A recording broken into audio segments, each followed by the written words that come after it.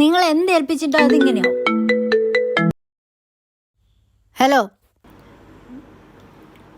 Hello hello നിങ്ങളുടെ മകൾ എൻ്റെ മോള്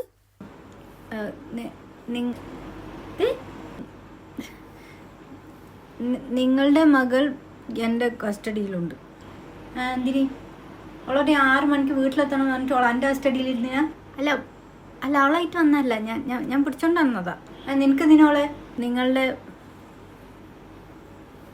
നിങ്ങളുടെ മകളെ വിട്ട് കിട്ടണമെങ്കിൽ 10 ലക്ഷം രൂപ വേണം. 10 ലക്ഷം ഓക്കോ? മാക്സിമം ഒരു 2 ലക്ഷം തരും. അല്ല ഇത് ഞങ്ങൾ കഷ്ടപ്പെട്ടതിനൊക്കെ ഉണ്ട്.